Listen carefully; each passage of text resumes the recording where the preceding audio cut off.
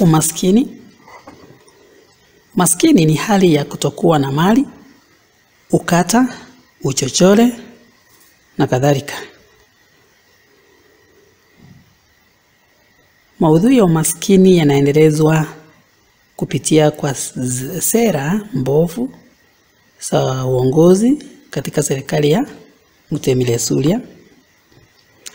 Uongozi unatawaliwa na ubaguzi unaotokana na jamii mbili hasimu, wakule wanaofaidi pato la nchi zaidi kutokana na utawala wa Mutemi Suria ambaye ni Mukule kabila lao, na Waketo wanaofukalishwa wanafanya ufukara na ubaguzi huo wa ukabila. Kwa hivyo Waketwa wao wanapaki kuwa maskini, huku Wakule wakiwa wanajinufaisha na kufaidi na kutoka kwa serikali. Utabaka na ufisadi pia unachangia kuleta umaskini. Kuna matajiri wenye vyeo na mali kwa upande mmoja, na maskini pia upande mwingine wanaosumbua riziki kutokana na ajira za mapato ya chini. Maudhui haya pia yanaendelezwa kupitia kwa sera za nchi ambazo si wafaidi wachache. Maskini unasababisha vijana kutumiwa na matajiri kutekeleza uovu.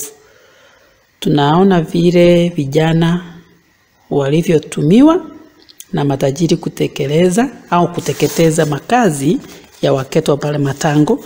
Ni kwa sababu ya maskini wanatumiwa vibaya. Maskini pia unachangia ukosefu wa ajira, hasa kwa vijana waliohitimu shuleni au vyuoni. Umaskini unawafanya hata wazazi kuwachuuza mapinti zao wachanga ili wapate pesa.